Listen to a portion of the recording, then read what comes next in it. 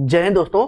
Class today के digital platform पे आप सभी लोगों का स्वागत है, इस उम्मीद के साथ कि आप सभी लोग स्वस्थ होंगे, मस्त होंगे, बहुत ही अच्छे से अध्ययन कर रहे होंगे, है ना। आज की क्लास को स्टार्ट करते हैं। लास्ट क्लास में हमने तुगलक वंश तक हमने समाप्त कर दिया था। तुगलक वंश तक हमने क्या किया था? समाप्त कर दिया था। अब इसमें हमने जो है कि आपको जो बताया वो ये बताया कि सैयद वंश से, देखो इसमें सैयद वंश भी आता है ना, दिल्ली सल्तनत में, लेकिन सैयद वंश से बहुत ज्यादा प्रश्न पूछा नहीं जाता है, ठीक है, सामान्य तौर पे। हालांकि आयोग लेवल पे जाइए, यूपीपीसीएस लेवल, बीपीएससी लेवल और यूपीएससी लेवल पे जाइए तो यहाँ पे देखेंगे ना, बहुत कम क्वेश्चन पूछे जाते हैं। बहुत सारे जो स्टूडेंट मेडवल हिस्ट्री को पढ़ना ही छोड़ देते हैं, पढ़ते ही नहीं है। बट ऐसा नहीं करना, पढ़ना है, तैयारी पूरी रखनी। क्या पता किस एग्जाम में किस सेक्शन से कब क्वेश्चन पूछ दे, नहीं पता ना। आयोग तो आपको बता के पूछेगा नहीं कि इस बार हम एंशिएंट से ज्यादा पूछेंगे, इस बार मेडवल से ज्यादा पूछेंगे, इस बार मॉडर्न से ज्यादा पूछेंगे। हाँ, ट्रेडिशनली कुछ फॉलो किया जाता, बट इट्स ओके, चीजों को हम सही तरीके से देखते हैं, ठीक है। तो यहां पे जो है कि अब दिल्ली सल्तनत का अंतिम वंश आता है लोदी वंश। लोदी वंश, ठीक है। इसके बारे में याद रखिएगा, यह प्रथम अफगान वंश है। प्रथम अफगान वंश, प्रथम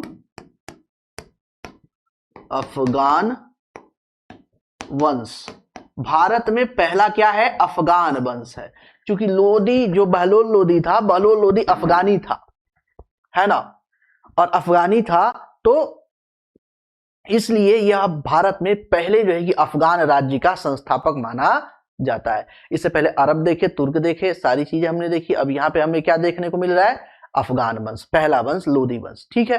तो इस चीज को याद रखिएगा। कई बार इस तरीके से घुमा के प्रश्न पूछा गया है कि भारत में प्रथम अफगान वंश का संस्थापक कौन है, या प्रथम अफगान वंश किसे माना जाता है। तो आपका लोदी वंश था, इसे ही प्रथम अफगान वंश के नाम से जाना जाता है, ठीक है। लोदी वंश का संस्थापक बहलोल लोदी। अब बहलोल लोदी के बारे में हम देखते हैं, तो बहलोल लोदी जो है कि इससे पहले आता है सैयद वंश, ठीक है।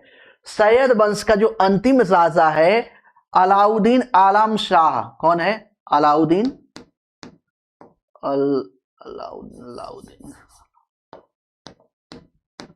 अलाउद्दीन आलम शाह।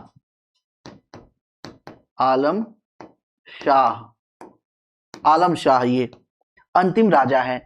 अब इसी के अंतर्गत जो है कि बहलोल लोदी जो है कि काम करता था, है ना, और अंततः देखता है कि ये कमजोर शासक है, आक्रमण करता है, आक्रमण करने के बाद इन्हें पराजित कर देता है, पराजित करने के बाद दिल्ली में कब्जा करके इस तरीके से लोदी वंश की स्थापना करता है। कौन?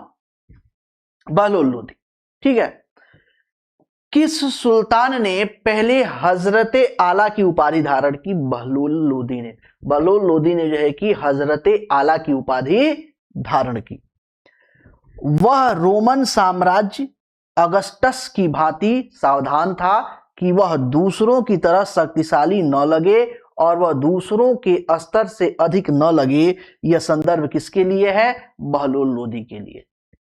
बहलोल लोदी जब राजा बना, पहला अफगान शासक बना, तो यहाँ पे क्या अभी तक जो है कि तुर्कों और जो है कि अरबों का शासन चला आ रहा था।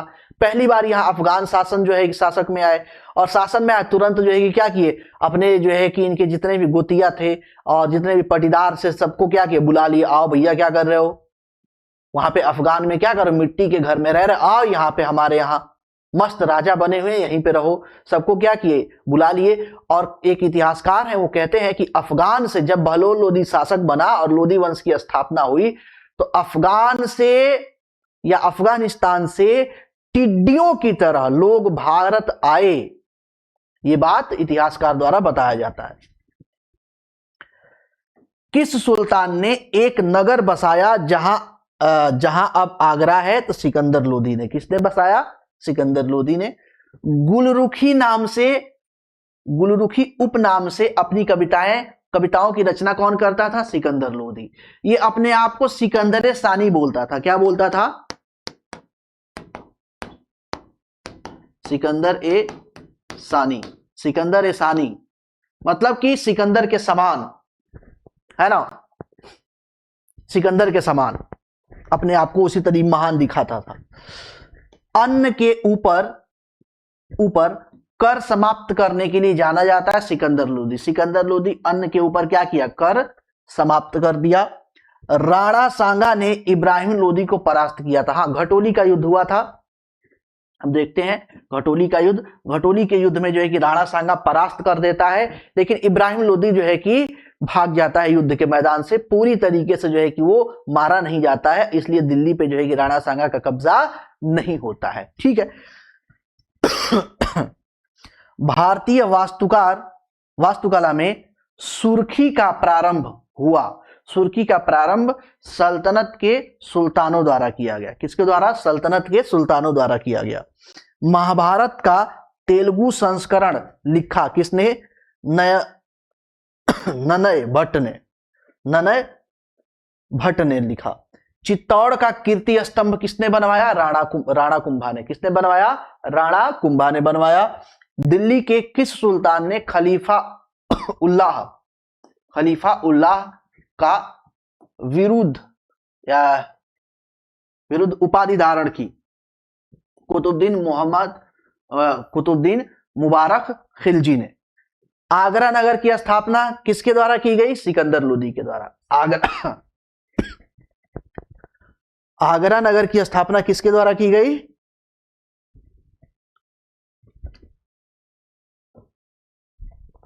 आगरा नगर की स्थापना सिकंदर लोदी द्वारा। दिल्ली की राजगद्दी पे अफगान शासकों के शासन का सही कालानुक्रम है। जो अफगान शासक बने यानी कि जो लोदी वंश के शासक बने, उसका सही क्रम क्या है? तो सबसे पहले बहलोल लोदी आता है ना, उसके बाद सिकंदर लोदी आता है, उसके बाद इब्राहिम लोदी आता है। इब्राहिम लोदी जो है कि अंतिम दिल्ली सल्तनत का भी अंतिम शासक था और लोदी वंश का भी अंतिम शासक था, और एकमात्र शासक था सिकंदर लोदी। एकमात्र जो है कि शासक था सिकंदर लोदी, जो बाबर से लड़ते हुए पानीपत के प्रथम युद्ध में जो है कि पराजित होता है और मारा जाता है। तो युद्ध के मैदान में मरने वाला प्रथम और अंतिम सुल्तान सिकंदर लोदी, इब्राहिम लोदी है ना, और लोदी वंश का अंतिम जो है कि सुल्तान इब्राहिम लोदी, और दिल्ली सल्तनत का अंतिम सुल्तान सिकंदर लोदी। तो इस तरीके से इसके बारे में थोड़ा सा ध्यान रखिएगा, है ना। इतिहासकार बर्नी ने दिल्ली के सुल्तानों की अधीन भारत के शासन को वास्तव में इस्लामी नहीं माना, क्योंकि सुल्तानों ने मुस्लिम कानून के साथ साथ अपने स्वयं के नियम बनाए थे। यानी कंप्लीट रूप से यहां पे शरिया लागू नहीं था।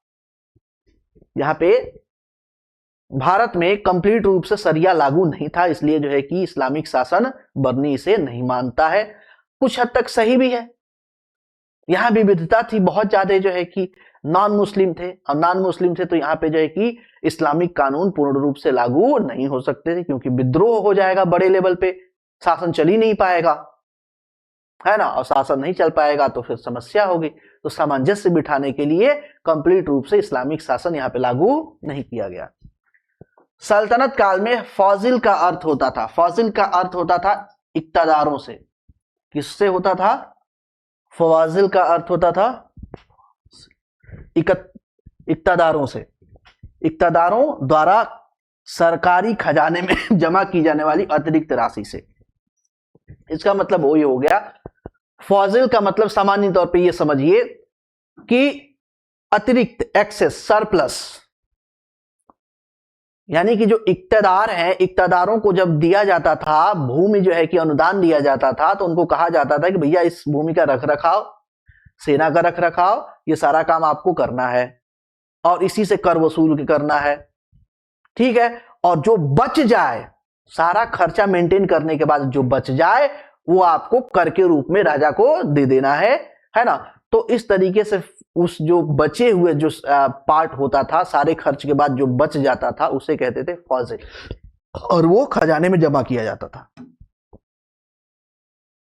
जिसके शासन में गुरु नानक देव ने सिख धर्म की स्थापना की, वह कौन था? सिकंदर लोदी। सिकंदर लोदी के शासन काल में ही गुरु नानक देव आते हैं और सिख धर्म की स्थापना होती है। इब्राहिम लोदी के बारे में निम्न में से क्या सत्य नहीं है? तो इब्राहिम लोदी महान निर्माता एवं कला का पुजारी था, ये गलत है। यह यह क्या था? क्रूर था शासक। इब्राहिम लोदी क्या था? क्रूर निरंकुश शासक था।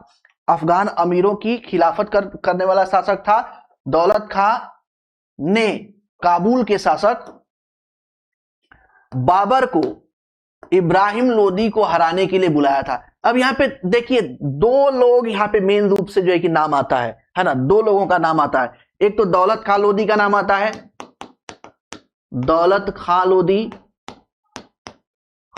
का नाम आता है, और दूसरे आगा खां लोदी, आगा नहीं सॉरी आलम खां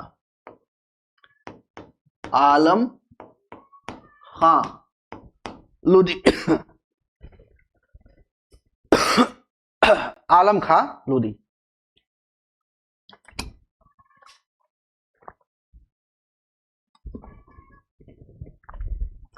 आलम खां लोदी, इन दोनों ने क्या किया? देखो, पहले तो इन्होंने कोशिश किया राणा सांगा के साथ मिलके कि हम इब्राहिम लोदी को हरा करके और दिल्ली पे कब्जा कर ले। ठीक है, युद्ध भी हुआ, खटोली का युद्ध।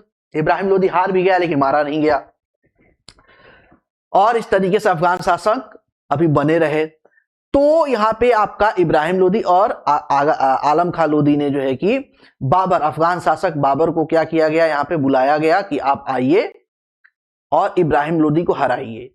क्योंकि उस समय बाबर कुशल नेतृत्व में था,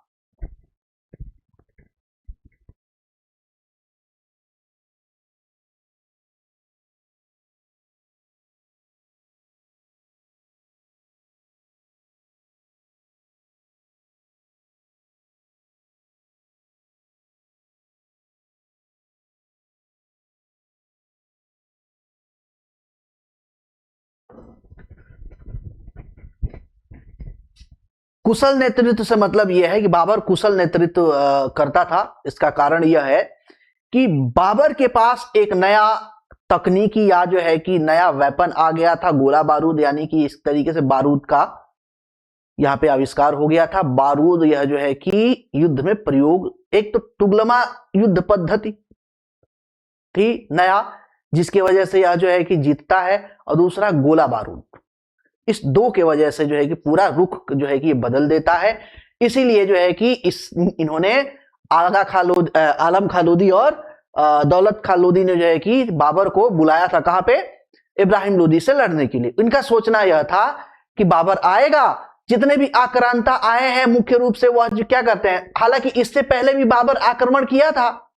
जब ये इनवाइट किए, जब फर्स्ट पानीपत वार हुआ, फर्स्ट पानीपत अभी आएगा तो बताएंगे, वहां पे फर्स्ट पानीपत वार हुआ है ना 1526 में, 21 अप्रैल 1526 में जब फर्स्ट पानीपत वार होता है, तो वहां पे इब्राहिम लोदी हारता है। तो उससे पहले भी बाबर कई बार भारत पे आक्रमण किया था, है ना, लेकिन उस क्या करता था? आक्रमण करता था, कुछ जो है लूटपाट करता था और फिर वापस चला जाता था। तो इनको लगा, इन दोनों को लगा कि दौलत खां लोदी और आलम खां लोदी को ऐसा लगा कि बाबर को हम इनवाइट करेंगे, बाबर यहां पे शासन तो करेगा नहीं, शासन नहीं करेगा तो इब्राहिम लोदी को हराएगा, हराकर वापस चला जाएगा, फिर हम दिल्ली के शासन पे क्या हो जाएंगे? कब्जा हो जाएंगे। इसलिए इन्होंने क्या किया? बाबर को इनवाइट किया इब्राहिम लोदी से लड़ने के लिए। हालांकि कुछ रिसोर्स स्रोतों के अनुसार देखा जाए तो यह भी कहा जाता है कि राणा सांगा भी इसमें शामिल था, वो भी इनवाइट किया था, बट इसके कोई पुख्ता जो है कि प्रमाण नहीं मिलते। हाँ, कुछ जो है कि जो इतिहासकार हैं उनका ऐसा मानना है। ठीक है। दिल्ली की कुव्वतुल इस्लाम मस्जिद के प्रांगण में प्रसिद्ध लौह स्तंभ किसने बनवाया था? तो किसके स्मृति में बना था? तो चंद्रगुप्त द्वितीय या चंद्रगुप्त विक्रमादित्य के याद में बना था। सार्की सुल्तानों के शासनकाल में किसे पूर्व का सिराज कहा जाता था? तो जौनपुर को पूर्व का सिराज कहा जाता था। ठीक है, फिरोज शाह तुगलक ने इसकी स्थापना की थी मोहम्मद बिन तुगलक की याद में। पहाड़ी school, Rajput school, Mughal school और कांगड़ा स्कूल से किस कला की विभिन्न शैलियों का को दर्शित करते हैं? मैं किस से किस कला की विभिन्न शैलियों को दर्शित करते हैं? तो चित्रकला। चित्रकला की जो है कि विभिन्न शैली है, कौन कौन सी? पहाड़ी स्कूल है, राजपूत स्कूल है, मुगल स्कूल है, कांगड़ा स्कूल है, ये चित्रकारी की शैलियां हैं। ठीक है, चलिए आगे चलते हैं। नेक्स्ट, सल्तनत काल के अधिकांश अमीर एवं सुल्तान किस वर्ग के थे? तुर्क। किस वर्ग के? तुर्क थे। सल्तनत तुर्क के चहलगानी आता है, चालीसा इल्तुतमिश बनाता है, बलबन उसका क्या करता है? विनाश करता है। ठीक है, इस चीज को याद रखिएगा। तूती-ए हिंद, तूती-ए हिंद यानी कि हिंद का तोता किसे बोला जाता है? अमीर खुसरो का। जन्म कहां पे हुआ था? पटियाला में। कहां पे हुआ था? पटियाला में जन्म हुआ था। सल्तनत काल के सिक्के, सिक्कों में कौन सा था? टका था, ससगनी था और जीतल था। कौन कौन? टका, ससगनी और जीतल। किन धातुओं से बने थे? तो चांदी और तांबे से बने थे। किससे बने थे?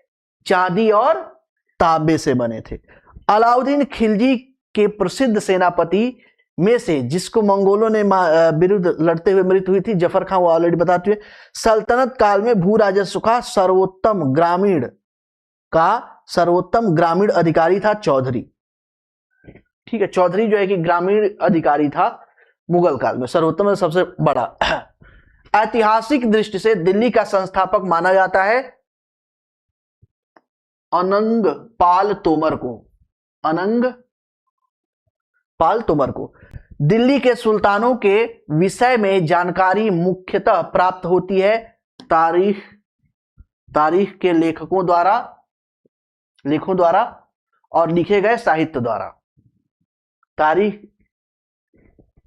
जो यहां पे लेख है, लेखों द्वारा पता चलता है, और जो साहित्य इन्होंने रचना की है उसके द्वारा पता चलता है। यहाँ पे बड़े लेवल पे साहित्य रचना होने लगी थी। मध्यकालीन में आते आते बहुत सारे इतिहासकार आते हैं जो इतिहास लेखन बड़े लेवल पर करते हैं। हिंदू राजकुमार हरिहर और बुक्का ने, अभी ये थोड़ा सा जो है आगे का दे दिया है, मतलब विजयनगर साम्राज्य जब पढ़ाएंगे तो इसको और डिटेल में पढ़ाएंगे, बताएंगे। हरिहर और बुक्का ने 1336 ईस्वी में विजयनगर साम्राज्य की स्थापना की तथा अपनी राजधानी बनाई हम्पी को। किसे राजधानी बनाई? हम्पी को राजधानी बनाई। दिल्ली सल्तनत के पतन के लिए निम्न में से कौन से कारण उत्तरदायी है? अब दिल्ली सल्तनत के पतन का कारण क्या है? तो दुर्बल प्रशासन। दुर्बल प्रशासन यानी राजा क्या हो गया? कमजोर हो गया। तैमूर का आक्रमण, अधिग्रहण की स्पष्ट नीति का अभाव। अधिग्रहण की स्पष्ट नीति का क्या हो गया? अभाव हो जाता है। यहाँ पे जो लोधी वंश आता है उसमें कोई योग्य शासक नहीं आता है ना, और इस कारण से जो है कि इसका पतन हो जाता है। यह मुख्य रूप से यही कारण हमें देखने को मिलता है। सल्तनत कालीन स्थापत्य कला दो प्रकार की स्थापत्य कलाओं का मिश्रण है। भारतीय और इस्लामी स्थापत्य का मिश्रण है सल्तनत काल की जो कला है।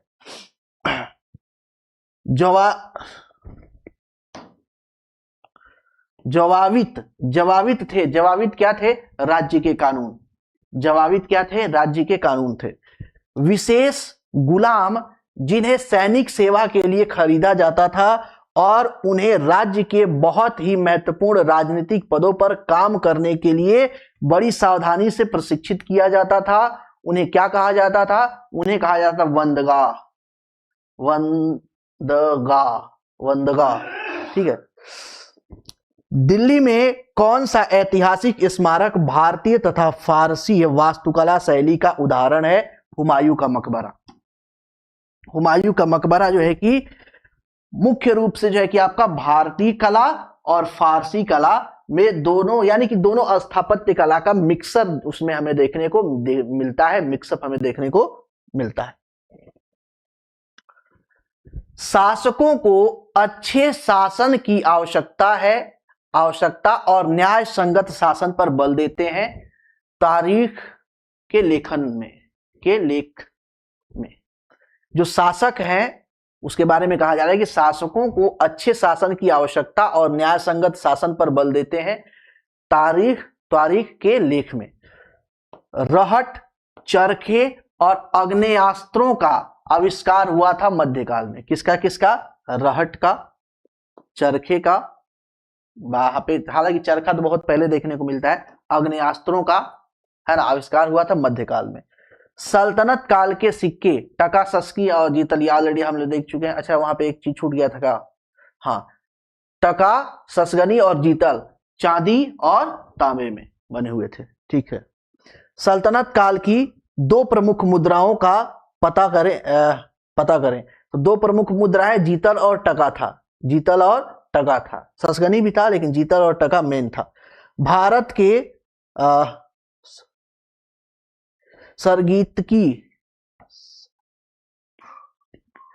भारत में सरगीतीय विकास के क्रम में वह काल जिसको स्वर्ण युग कहा जाता है, मध्यकाल। इनाम भूमि किसे दिया जाता था, तो विद्वान और धार्मिक व्यक्तियों को इनाम भूमि दिया जाता था।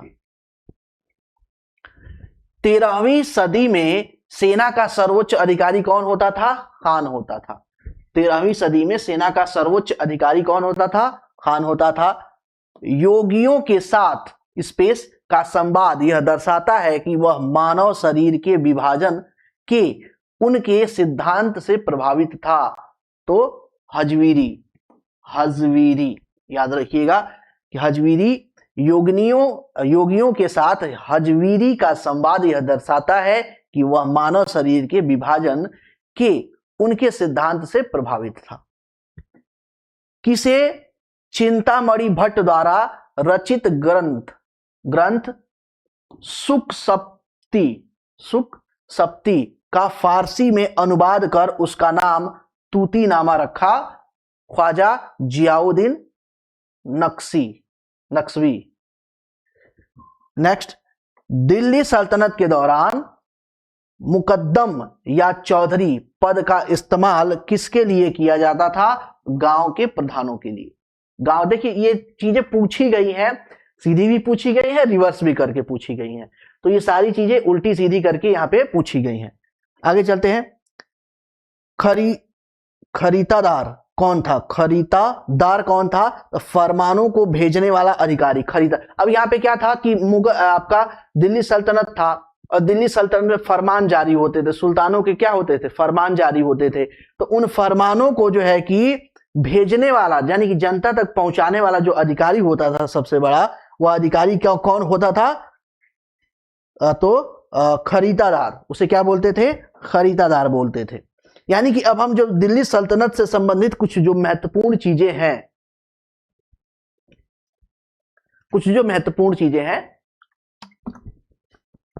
शासन प्रशासन से, उसको हम देख रहे हैं। ठीक है, पंजाब के हिंदू शाही शासक को किसने स्थापित किया, कल्लर ने।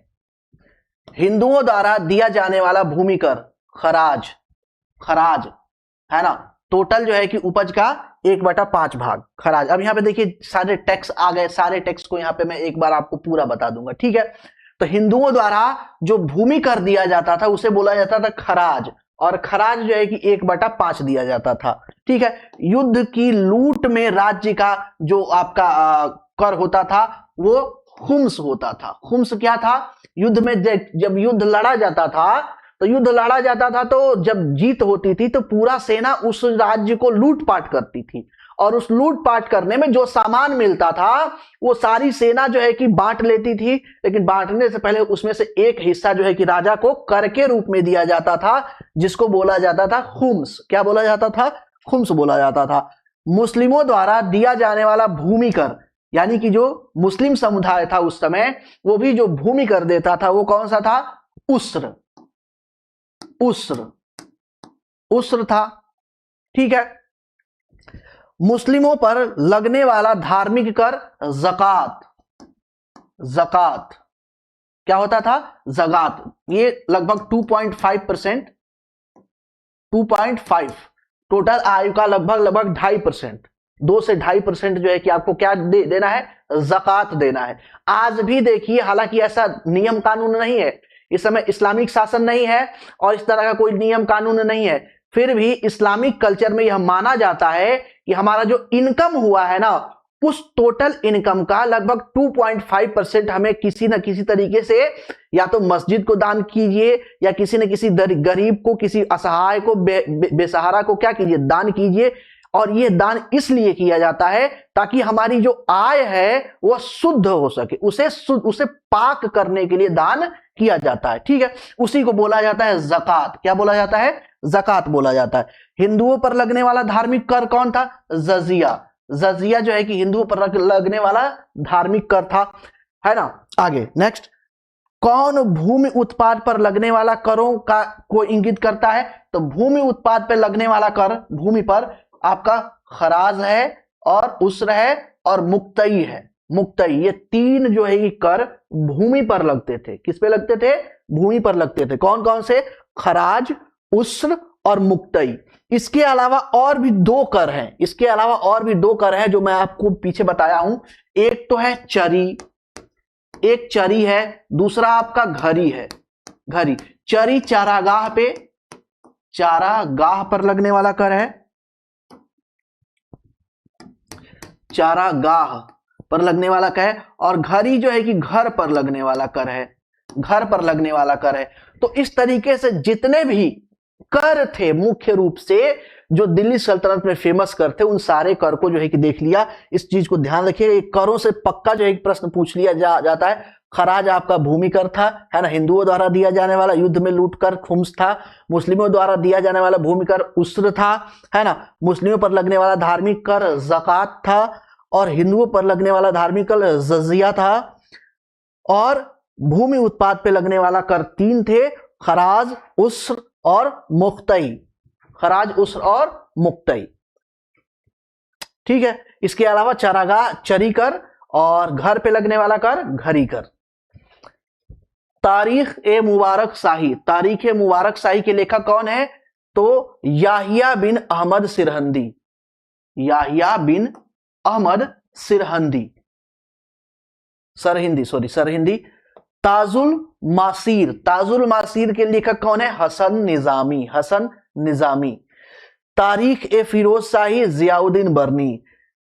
तौल की सबसे छोटी इकाई कौन सी थी? रत्ती, रत्ती। कौन सी थी? रत्ती। ठीक है, तो इस तरीके से दिल्ली सल्तनत जो है कि जितने भी शासक थे, जितने भी आपके वंश थे, वो समाप्त हो गया। अब इसमें एक चीज और छोटा सा बच गया है, वो बच गया है आपका सल्तनत कालीन स्थापत्य। यानी दिल्ली सल्तनत में बहुत सारे स्थापत्य हुए, वो कहां कहां बनाया गया, कौन बनवाया, इसके बारे में फटाफट एक नजर में देख लेते हैं। जैसे कुतुबुद्दीन ऐबक ने क्या बनवाया? कुतुब मीनार बनाया। कुतुब मीनार में हमने जो है कि तीन लोगों का योगदान देखा, जो लोग बनाए हैं। वो कहां बना है? दिल्ली में बना है। इल्तुतमिश ने कुतुब मीनार की क्या किया? पूरा करवाया। फिरोज शाह तुगलक ने उसमें एक तला और बनवाया, पांचवा मंजिला और बनाया। दिल्ली में जो है कि क्या है? अवस्थित है। इल्तुतमिश का मकबरा कहां बना? दिल्ली में बना। इल्तुतमिश ने जामा मस्जिद कहां बनवाया? दिल्ली में बनवाया। इल्तुतमिश तारकिन का दरवाजा, तारकिन का दरवाजा कहां पे बनवाया? नागौर, राजस्थान में। इल्तुतमिश सुल्तानगढ़ी अथवा नसीरुद्दीन का मकबरा कहां पे बनवाया? दिल्ली में बनवाया। बलबन ने लाल महल बनवाया, लाल महल। लाल महल कहां पे बनवाया? दिल्ली में। बलबन ने ही बलबन का मकबरा दिल्ली में बनवाया।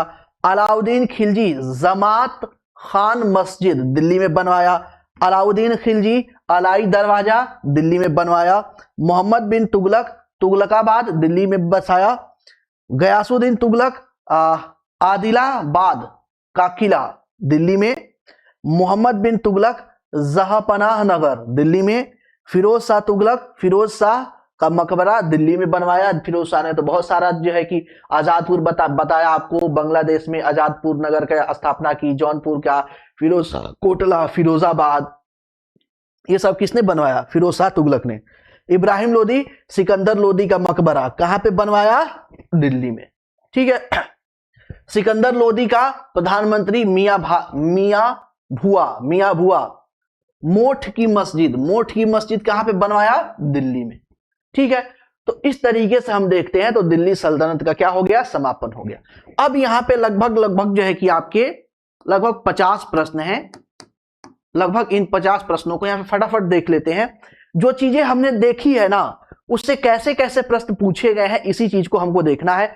और एक और इसमें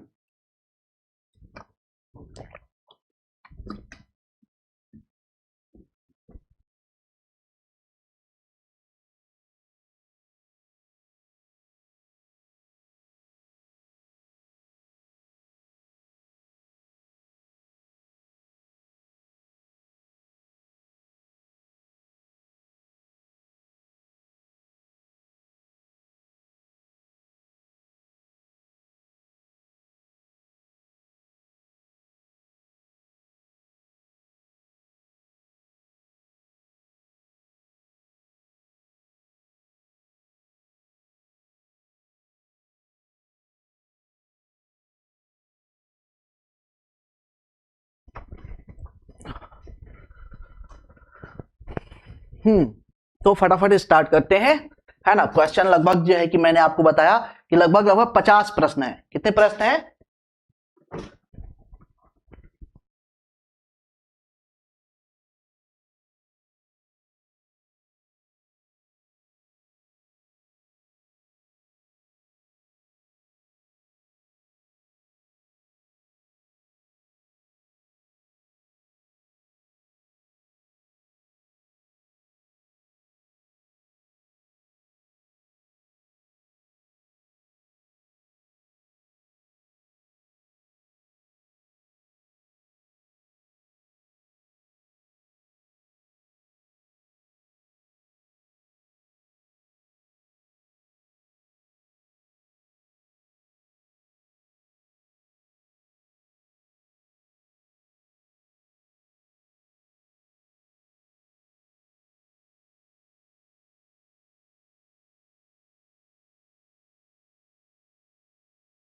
कोई आ गया था, चलो आगे चलते हैं। क्वेश्चन लगभग लगभग इसमें 50 है। इन 50 प्रश्नों में हमें सिर्फ ये देखना है कि कैसे कैसे प्रश्न दिल्ली सल्तनत से पूछे गए हैं, ठीक है। एक और प्रैक्टिस सेट आपको लेके आऊंगा जिसमें आपका लगभग 65 टू 70 क्वेश्चन आपके यहाँ पे होंगे प्रैक्टिस सेट में। तो एक और प्रैक्टिस सेट इसमें मैं आपको कराऊंगा, ठीक है। चलिए फटाफट बिना देर किए स्टार्ट करते हैं। प्रश्न संख्या फर्स्ट, दिल्ली सल्तनत का दरबारी भाषा कौन सी थी? फारसी। ऑलरेडी मैं आपको बता चुका हूं कि दिल्ली दरबारी भाषा की बात करें या प्रशासनिक भाषा की बात करें, दोनों भाषा कौन सी होगी? कौन सी होगी दोनों भाषा? फारसी ही होगी, ठीक है। चलिए आगे चलते हैं। नेक्स्ट प्रश्न के दूसरा, आगरा नगर की स्थापना किसके द्वारा की गई? फिरोज शाह तुगलक द्वारा, मोहम्मद बिन तुगलक द्वारा, हाँ अलाउद्दीन खिलजी द्वारा, सिकंदर लोदी द्वारा। तो ये किया गया सिकंदर लोदी द्वारा। अभी हमने जो है कि आज ही के क्लास में इस चीज को मैंने आपको बताया है। देखिए कई कई कई जगह यह जो ये बहुत बार पूछा गया, ये बहुत बार जो है प्रश्न क्या हुआ है इसके बाद भी पूछा गया है, ऐसी बात नहीं है, इससे बाद भी पूछा गया है, बहुत जगह पूछा गया है ये। निम्नलिखित में से वह दिल्ली का सुल्तान कौन था जिसकी मृत्यु चौगान या पोलो खेलते समय हो गई? तो ये मैंने आपको बताया था, कुतुबुद्दीन ऐबक। कौन? कुतुबुद्दीन ऐबक की जो है कि मृत्यु पोलो या चौगान खेलते वक्त हो गई, ठीक है। अब पोलो कौन लेके आए? अरब लोग लेके आए, अरब लोग लेकर आए पोलो का खेल। कुअल उल इस्लाम मस्जिद का निर्माण किसके द्वारा किया गया? कुअल उल इस्लाम का निर्माण किसके द्वारा किया गया? कुतुबुद्दीन ऐबक द्वारा। किसके द्वारा? कुतुबुद्दीन ऐबक द्वारा। नेक्स्ट, तराई की पहली लड़ाई 1991 ईस्वी में 1991 ईस्वी में निम्नलिखित में से किनके बीच हुई थी? तो पहली लड़ाई आपका मोहम्मद गोरी और पृथ्वीराज चौहान के बीच हुई थी। और इसमें पृथ्वीराज चौहान क्या हो गए थे? जीत गए थे। दूसरे में क्या हो गए थे? हार गए थे। नेक्स्ट, निम्नलिखित में से किस खिलजी शासक ने दिल्ली के राज सिंहासन पर बैठने के लिए अपने ससुर की हत्या कर दी? अलाउद्दीन खिलजी ने। ये इनके ससुर भी थे, इनके चचा भी थे, चचा जान भी थे, ठीक है। रजिया सुल्तान किसकी बेटी थी? इल्तुतमिश की। किसकी बेटी थी? इल्तुतमिश की। मोहम्मद गोरी विजित प्रदेशों को देखभाल के लिए निम्नलिखित में से किसे विश्वसनीय जनरल को छोड़ गया? निम्नलिखित में से किस विश्वसनीय जनरल को छोड़ गया था? तो कुतुबुद्दीन ऐबक को। और यहीं से गुलाम वंश की नींव पड़ती है। गुलाम वंश की नींव यहीं से पड़ती है। ठीक है, नेक्स्ट, किसके शासन काल में सबसे अधिक मंगोल आक्रमण हुए? तो अलाउद्दीन खिलजी। किसके शासन काल में हुए? अलाउद्दीन खिलजी के शासन काल में सबसे ज्यादा आक्रमण हुए। आज ही के क्लास में हमने देखा, आज की क्लास में शायद पिछले क्लास में हमने देखा था, तराई का द्वितीय युद्ध में किसने किसको पराजित किया? तो तराई के दूसरे युद्ध में जो है कि मोहम्मद गोरी ने पृथ्वीराज चौहान को क्या किया? पराजित किया। ठीक है, मोहम्मद गोरी जीत गया, पहले में आपका पृथ्वीराज चौहान जीता था। 1329 से 1330 के बीच किसने तांबे के सिक्के के रूप में प्रमाण स्वरूप मुद्रा, सांकेतिक मुद्रा चलाई थी? तो मोहम्मद बिन तुगलक ने चलाई थी। नेक्स्ट, दिल्ली के किस सुल्तान को इतिहासकारों ने विरोधी तत्व का मिश्रण बताया है? मोहम्मद बिन तुगलक को बताया है। आगे, लोदी वंश का अंतिम शासक कौन था? तो लोदी वंश का अंतिम शासक इब्राहिम लोदी था। यह दिल्ली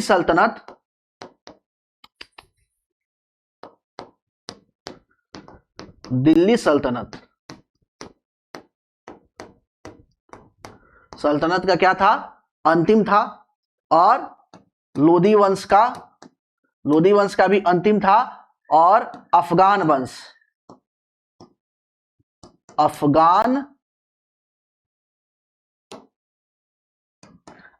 वंश का भी क्या था?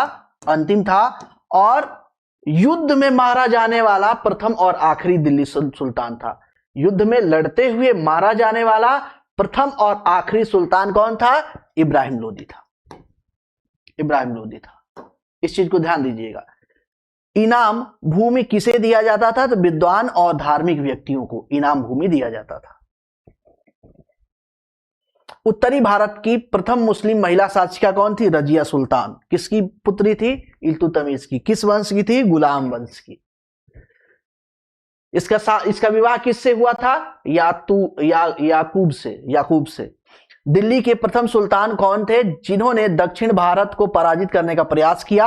अलाउद्दीन खिलजी। आज ही हमने देखा, आज ही की क्लास नहीं, लास्ट क्लास में हमने देखा था। आज तो सिर्फ लोदी वंश देखा। यात्री इब्न बतूता कहां से आया था? मोरक्को को। मोरक्को कहां से पड़ता है? अफ्रीका में पड़ता है। ठीक है, आगे, निम्नलिखित में से किसने ढोल की तेज आवाज के साथ एक महिला का अपने पति की चिता के साथ स्वतः को जला लेने के दृश्य का भयानक चित्रण किया है? इब्न बतूता ने। किसने किया है? इब्न बतूता ने किया है। ये ऑलरेडी मैं आपको बता चुका हूं। भारत में मुस्लिम राज का संस्थापक कौन था? तो मुस्लिम राज का संस्थापक गोरी था, और इसने स्थापना की और अपने अधीनस्थ सेनापति कुतुबुद्दीन ऐबक को सौंप दिया।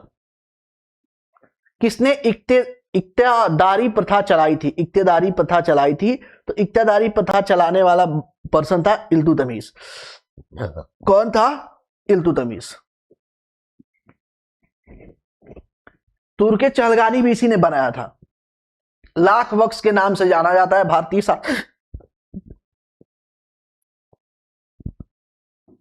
कुतुबुद्दीन ऐबक को कुरान खां, हातिम, लाख वक्स।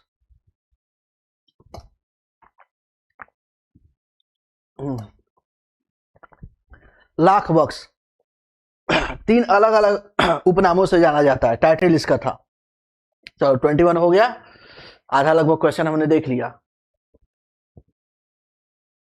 ठीक है, चलिए।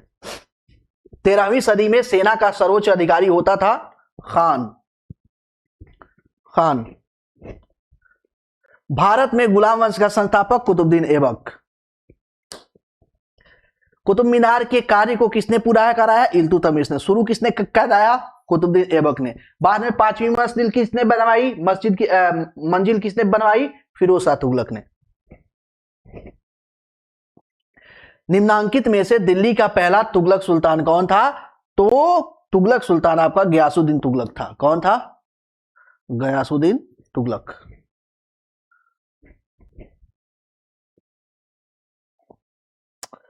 पंजाब में हिंदू शाही राजवंश को किसने स्थापित किया? कल्लर ने। किसने स्थापित किया? कल्लर ने। आज ही के क्लास में इसको देखा। वह रोमन सम्राट अगस्तस की भांति सावधान था कि वह दूसरों की तरह शक्तिशाली न लगे और वह दूसरों के स्तर से अधिक ना लगे। यह संदर्भित करता है, ये किसके लिए संदर्भित करता है? तो यह संदर्भित करता है बहलोल लोदी के लिए। किसके लिए? बहलोल लोदी के लिए। अभी तो हमने देखा आज ही क्लास में। नेक्स्ट, अलबरूनी किसके शासनकाल में इतिहासकार था? अलबरूनी मोहम्मद गजनबी के, अकबर के। अकबर तो था ही नहीं, बलवन था ही नहीं। मोहम्मद कौन था? ए 28 का ए, ठीक है, 28 का ए। अब यहां पे सुमेलित करना है, सुमेलित करना है, इसे फटाफट देख लेते हैं। निजामुद्दीन औलिया, मलिक काफूर। मलिक काफूर किससे अच्छा, मलिक काफूर को क्या बोला जाता है? 1000 दिनारी। अभी मैंने बताया था लास्ट क्लास में, 1000 दिनारी इसे गुजरात से खरीदा गया था। अब इसी पे देख ले, बी का 4 होना चाहिए, बी का 4, कम से कम बी का 4। और बी का 4 2 है, एक तो ए है और एक तो डी है। अच्छा, इतने से काम नहीं चलेगा, है ना, आगे भी हमें देखना पड़ेगा। अलाउद्दीन खिलजी, जलालुद्दीन फिरोज खिलजी। अब देखिए, ये जो है निजामुद्दीन औलिया, ये सूफी संत है। ये क्या है? सूफी संत है। तो ए का 2 होना चाहिए, ए का 2 और बी का 4। ऑप्शन नंबर ए करेक्ट हो जाएगा। इतने से ही हमारा जो है कि काम हो जाएगा। अलाउद्दीन खिलजी, अलाउद्दीन खिलजी नियंत्रण दाम व राशन की शुरुआत की थी। ए सही है। और उसके बाद जलालुद्दीन फिरोज खिलजी, दास राजवंश उखाड़ फेंका। सही है। चलिए, यानी ए हो गया। निम्नलिखित में से कौन सा शासक दास या गुलाम राजवंश से संबंधित है? इल्तुतमिश। हुमायूं नहीं है, अकबर नहीं है, शाहजहां नहीं है, ये सब मुगल काल से है, दिल्ली सल्तनत से नहीं है। दक्षिण अफ्रीका यात्री इब्न बतूता किसके शासनकाल में भारत आया था? मोहम्मद बिन तुगलक के। किसके शासनकाल में भारत आया था? मोहम्मद बिन तुगलक। महमूद गजनबी ने भारत पर कितनी बार आक्रमण किया? 17 बार। 17 बार। और आखिरी बार देखते हैं तो 1026 में जो है कि ये देखने को मिलता है। 26 में, 26 में, हाँ ठीक है, 25 में चलता है, 26 में आ जाता है। अच्छा, आगे चलना है ना।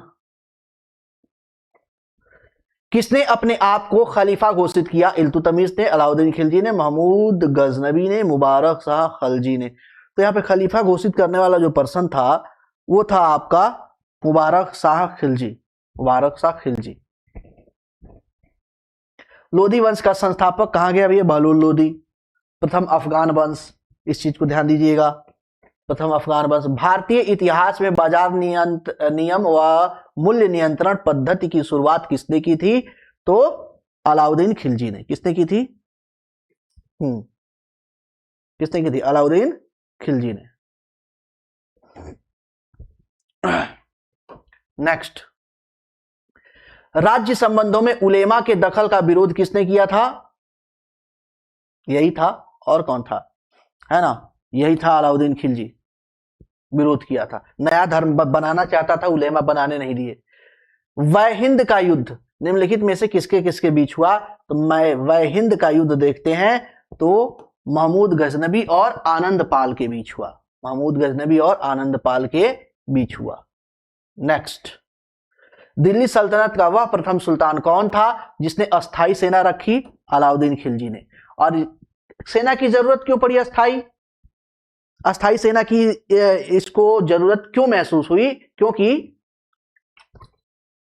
गुलाम वंश जो है कि विस्तार नहीं करता है, इसको विस्तार करना होता है। तो विस्तार करने के लिए अस्थाई सेना होनी चाहिए। और साथ ही साथ इसने नगद वेतन देना प्रारंभ किया, पैसे में नगद वेतन देना प्रारंभ किया। ये सारा काम किया, हुलिया लिखवाना, है ना, दाग प्रथा, ये सारा काम यही करता है।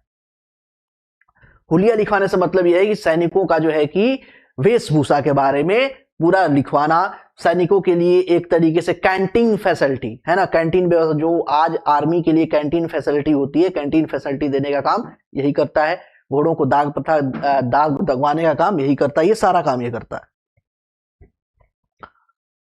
चलिए 39, सुल्तान अलाउद्दीन खिलजी का वावत वावत के संबंध में निम्नलिखित कथनों पर विचार कीजिए।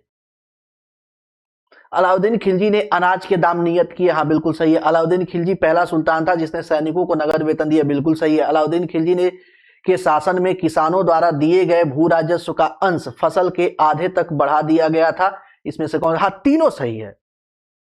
तीनों क्या है? तीनों सही है, सभी सही है, तीनों चीजें हुई थी।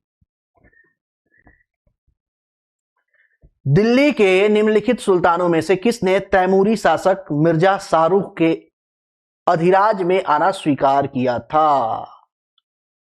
किसने स्वीकार किया था? तो खिज्र खान ने। खिज्र खां किस वंश थे? सैयद वंश।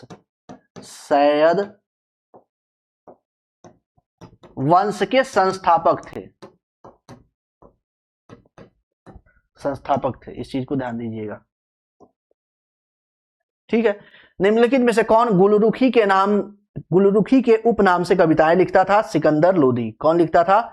सिकंदर लोदी लिखता था, सिकंदर लोदी। नेक्स्ट, निम्नलिखित में से कौन सा कथन रजिया सुल्तान के संबंध में असत्य है? असत्य यानी कि गलत है ना? तो इल्तुतमिश ने वंशानुगत राजतंत्र स्थापित करने की कोशिश की और पुत्रों को अयोग्य के कारण रजिया को उत्तराधिकार, बिल्कुल सही है, ये सेंटेंस बिल्कुल करेक्ट है ना? 1236 ईस्वी में जनता के सक्रिय सहयोग से रजिया सुल्तान दिल्ली की सल्तनत सुल्तान बनी, बिल्कुल ये भी करेक्ट है। उसने हवशी सरदार मलिक याकूत को नायब मामलकित के पद पर नियुक्त किया। अच्छा, इसमें थोड़ा सा सोच लेते हैं। रजिया ने सर्वप्रथम तुर्क सामंत वर्ग की शक्ति को सुदृढ़ता प्रदान करने की कोशिश की और गैर तुर्की शासक वर्ग को शक्तिहीन। नहीं, ये चौथा, ये तो सही लग रहा है। इसमें जो है ना कि चौथा गलत लग रहा है। चौथा क्या है? गलत है, ये गलत है। इसने जो है कि तुर्की चहलगानी को मजबूत नहीं किया, वही तो थे इसको हटाने वाले। निम्नलिखित में से कौन सा कथन वलवन के संबंध में असत्य है? असत्य। उसने चालीसा दल से संबंधित सामंतों का दमन किया, ये बिल्कुल करेक्ट है। कानून व्यवस्था के बहाली के लिए उसने लौह रक्त की, ये भी जो है कि बिल्कुल करेक्ट है। उसने केंद्रीय सैनिक विभाग दीवाने अर्ज की स्थापना की। तो जो 43 है ये भी करेक्ट है। इसमें से कोई भी गलत नहीं है, सारी चीजें क्या है? सही है, सारे ऑप्शन करेक्ट है। चलिए, दिल्ली पर शासन करने वाले वंशों का सही क्रम क्या है? तो गुलाम, खिलजी, लोदी, सैयद। तो मैंने आपको बताया था, है ना? हालांकि बहुत सारे ट्रिक हैं मैंने, लेकिन आसान बताया था। गुड़ खा तसली में, तो गुड़ खा फर्स्ट, गुड़ खा दूसरा, है ना? खा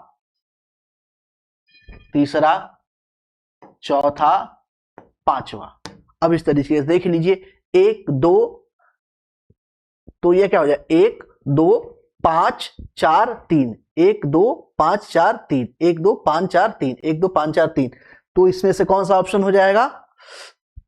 44, सॉरी बी, 44 का बी। 1 2 5 4 3, करेक्ट। नेक्स्ट, आगे चलते हैं। मोहम्मद गोरी के आक्रमणों का निम्न में से कौन सा परिणाम नहीं हुआ पूछा जा रहा है। कौन सा परिणाम नहीं हुआ, ये पूछा जा रहा है। पंजाब से लेकर बंगाल तक फिर से उत्तरी भारत एक केंद्रीकरण सत्ता के अधीन हो गया, यही तो नहीं हुआ, है ना? भू राजस्व प्राप्त आर्थिक साधन अब प्रत्यक्ष रूप से शासक के हाथों में आ गए, ये करेक्ट है। उत्तरी भारत में एक नगरीय क्रांति का सूत्रपात हुआ, बिल्कुल सही है। इसमें से ऑप्शन नंबर ए क्या है? करेक्ट है प्रश्न के अनुसार। क्वेश्चन नंबर 46, पराजित करने के निम्न में से कौन से कारण थे? अब यहाँ पे जो भारतीय, यहाँ पे थोड़ा सा गड़बड़ है टाइपिंग में। भारतीय शासकों या कह लीजिए कि अरब जो है कि आक्रांता थे, जो आक्रांता थे उनके द्वारा भारतीय शासकों को पराजित करने का कारण क्या था? तो कारण में देखते हैं भारतीय शासकों को पराजित होने का कारण, तो उनके समाज का पृथकवादी एवं अनुदारवादी, सही है। असमानता आधारित जाति व्यवस्था, ये भी सही है। विज्ञान और प्रौद्योगिकी की अवनति, ये भी मतलब ठीक है एक हद तक, है ना। भारतीयों की शांति एवं अहिंसा की नीति, नहीं, भारतीयों की शांति और अहिंसा की नीति बहुत ज्यादा नहीं थी, है ना। ये चीज हमें देखने को नहीं मिलती है। तो 1, 2 और 3 सही है, चौथा सही नहीं है। भाई भारत में राजा है, उस समय भी राजा थे, और राजा सत्य और अहिंसा का पालन करते हुए राज्य चला ही नहीं सकते, तो ऐसा कुछ नहीं था। प्रश्न संख्या 47, गुलाम वंश के आरंभिक शासकों का निम्न में से कौन सा सही क्रम है? तो सबसे पहले इल्तुतमिश आता है 1 नंबर, ठीक है। दूसरे नंबर पे आपका इल्तुतमिश आता है, सही है। उसके बाद तीसरे नंबर पे आराम शाह आता है, चौथे नंबर पे रजिया आती है। तो आप देख लीजिए 1, 2, 3, 4, 1, 2, 3, 4, 1, 2, 3, 4, ऑप्शन नंबर ए करेक्ट हो जाएगा। ऑप्शन नंबर ए क्या हो जाएगा? करेक्ट हो जाएगा।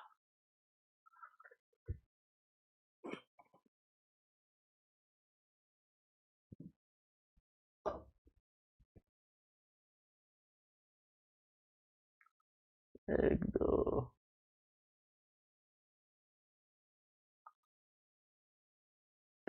नहीं नहीं, सॉरी सॉरी सॉरी, 1 मिनट रुक जाए, 1 मिनट, सॉरी।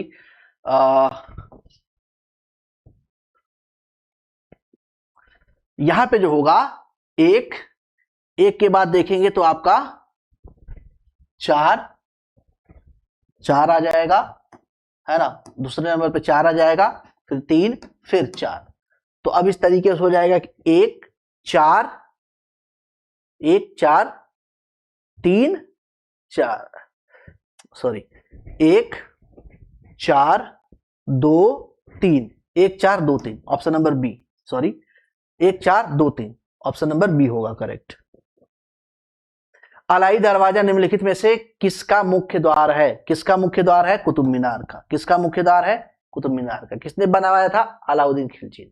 ठीक है, तो इस तरीके से हमने प्रश्नों को देख लिया। अब अगला जो आपका प्रश्न होगा, है ना, अगला जो आपका प्रैक्टिस सेट होगा, उसमें लगभग हम 60-70 प्रश्न जो है कि रखेंगे, और उसको प्रॉपर देखा जाएगा डिटेल में अच्छे से। उसमें थोड़ा हाई लेवल के प्रश्नों को रखा, ये तो हालांकि 1 लाइनर थे, है ना। तो आज की क्लास में इतना ही, मिलते हैं आपसे नेक्स्ट क्लास में। आज के लिए धन्यवाद।